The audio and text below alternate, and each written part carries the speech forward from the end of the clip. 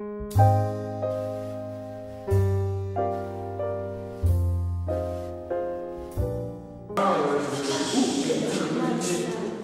et messieurs, nous vous remercions de votre présence parmi nous ce soir pour assister à l'inauguration de notre exposition intitulée Parcours migratoire des parents. Pourquoi cette exposition? Cette exposition est le résultat d'un long parcours, d'un projet intitulé Éducation réciproque, passerelle pour une éducation réciproque entre les adultes et les jeunes. Né en 1987, en 2007, des entretiens entre le jeune et les parents. Et de ces entretiens, les jeunes ont mis en exergue le manque de dialogue entre eux et les adultes et leurs parents. Et pour essayer de remédier à cette situation, Emekosh a organisé des entretiens menés par notre sociologue qui n'a pas pu être là ce soir, Madame Bintou Dramé, qui a organisé des entretiens en 2010 entre les jeunes et les parents. Et de ces entretiens est sorti 4 tendances en réponse aux questionnements mis en exergue par les parents et les jeunes. Et une des réponses de ces questionnements était de connaître le parcours migratoire des parents. Ces parcours a donné naissance à une brochure que Emekosh a éditée l'année passée. Et cette année-ci, pour continuer le travail entamé, nous avons produit cette exposition illustrée par notre artiste peintre Albert Zola, à qui j'ai donné la parole pour dire un mot. Je vous remercie beaucoup de votre présence parmi nous et nous continuons toujours à apporter des éléments de réponse à notre projet. Cette année-ci, nous éditerons une deuxième brochure qui portera sur le dialogue et la transmission intergénérationnelle. Et ce soir, nous vous remercions infiniment pour votre présence à cette inauguration. Je vous remercie et passe la parole à Albert.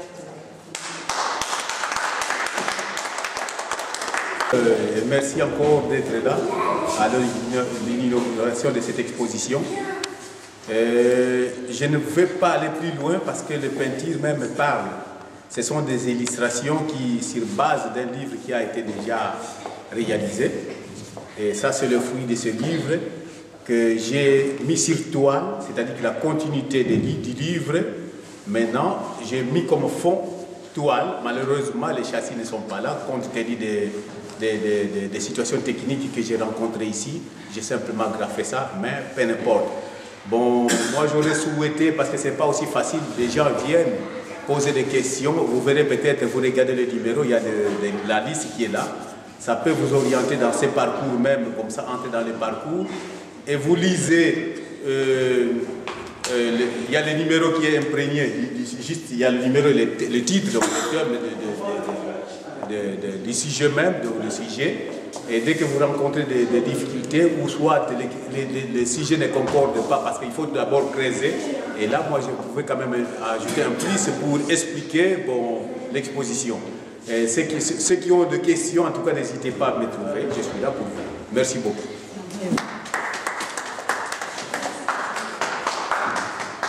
La première toile. C'est des hommes et des femmes, là. Oui, qui quittent un point A pour se diriger vers un point B pour diverses raisons. Autant de têtes, autant de raisons. Ça peut être pour des raisons d'études. Voyage.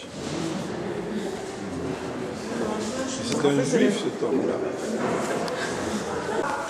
Une fois arrivé à un endroit précis, on se demande qui suis-je, d'où je viens, où je vais, qu'est-ce que je fais là, dans le froid de l'hiver, alors qu'il fait si chaud de là où je viens.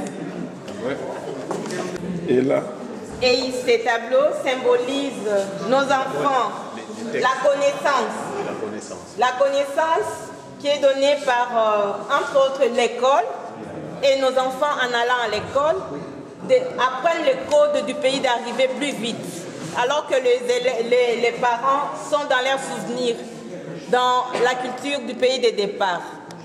Et d'où les titres passerelles pour une éducation réciproque. Si on parle avec les enfants, ils expliqueraient ceci veut dire cela plus facilement aux parents qui sont dans leur nostalgie du point de départ.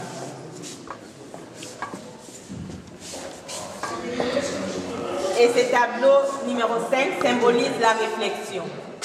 On se pose des questions. Comment faire pour surmonter les difficultés rencontrées? 6 symbolise l'intégration. On a trouvé sa place finalement. Les dialogues passent. Les dialogues passent. On comprend le code du nouvel endroit où on est. Les chocs des cultures. Quand les enfants grandissent, ils ont plus extérieurement, ils sont, si je prends le cas des Africains, ils sont noirs, intérieurement, ils sont blancs. Ils ont pris le code et la culture d'ici, et les parents qui courent à chercher de quoi subvenir aux besoins des enfants n'ont pas le temps de transmettre les valeurs d'origine, et la place est occupée par les valeurs du lieu d'accueil. Le tableau numéro 8 symbolise la transmission. Quand les parents jouent correctement leur rôle et arrivent à dialoguer avec les enfants, la transmission est effectivement faite. Les tableaux 9 symbolisent les circonstances. Ici, les petits boulots que les parents sont amenés à faire pour subvenir aux besoins de la famille. Souvent, c'est des petits boulots au noir, les repassages, la plonge, dit la vaisselle, en attendant de trouver mieux. Et les enfants qui sont là, eh bien, on est parents, on doit assumer. On prend ce qui se présente devant soi. Le tableau numéro 10 symbolise les loisirs. Il y a un temps pour tout, nous a-t-on appris. Un temps pour prier, un temps pour pleurer, un temps pour s'amuser. Et voilà arrivé le temps de s'amuser. Le tableau numéro 11 symbolise le temps et les circonstances. Généralement ici, l'homme qui chez nous traditionnellement assumait ses obligations des responsables de famille, notamment par le travail, n'arrive plus à trouver un travail rémunérateur.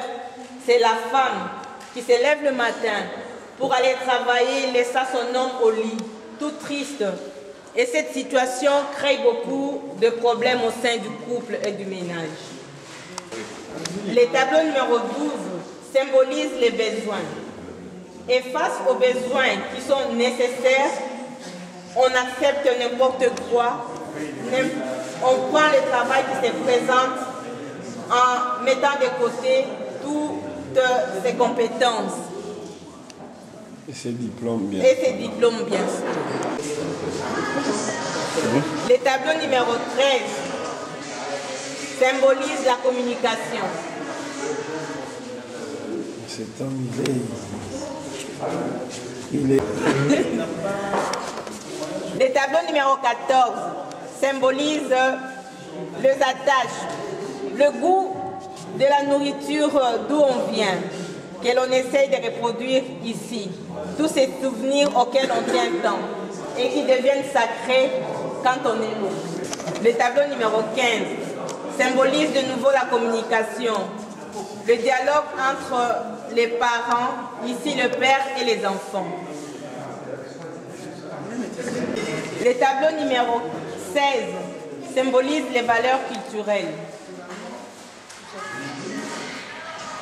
Ces valeurs qui naissent des habitudes d'un lieu doivent être bien expliquées et transmises aux enfants. La transition, les passages entre d'où on vient et où on est, on fait le tri pour pouvoir trouver sa place. Et des fois, on a un coup de blues dans ce nouvel environnement si on n'arrive pas à trouver sa place correctement. Les rôles inversés. Traditionnellement, en Afrique, c'est la femme qui fait les courses pour faire à manger. Et comme c'est elle qui va travailler aujourd'hui, eh bien, c'est l'homme qui s'occupe du ménage. Il va au magasin faire des courses et s'occuper des enfants. Le tableau numéro 19 symbolise la diversité. Toutes les différentes cultures et les différentes personnes qu'on rencontre qui constituent la richesse. Et on arrive à trouver sa place et à prendre ce qu'il y a de mieux là où on est. La conscience. La conscience. Conscience. La conscience. C'est une culture aussi. On C'est voit une culture. en elle-même l'état de son esprit, l'état d'âme. Elle est confrontée dans une situation qu'elle-même, elle est responsable de sa situation. Mais elle a payé le prix pour qu'elle soit là. Normalement, pour les femmes africaines, méritent aussi ce qu'on appelle d'être valorisées en soi et d'être valorisées pas par elles-mêmes, mais par les autres. Mais quand on arrive dans cette situation, je crois que la conscience doit travailler. Voilà, c'est ça. C'est le message que je voulais transmettre de cette fois. Mais c'est notre culture. Non, ça c'est une Après l'arrivée de la colonisation. Attends. Non. Mais toi, où sont les tatouages? Mais c'est parce que... Non. Mais C'est une question. non. Où sont les tatouages? Les tatouages ne sont pas là parce que plus tard, j'ai été élevée dans ce fameux choc des cultures. Mais si aujourd'hui, je pouvais me permettre un jour d'été porter mes raffias, les seins nus, me mettre les peintures corporelles en rapport avec la circonstance, je le ferais parce que là, réellement, je retournerais vers la réalité et la vérité. L'islamisme et le christianisme nous ont apporté des nouveaux codes de pudeur. Et maintenant, nous prenons ça comme si c'était nos codes.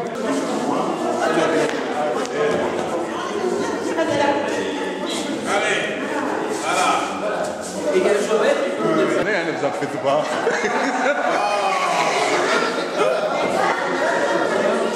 Ok, non c'est bon.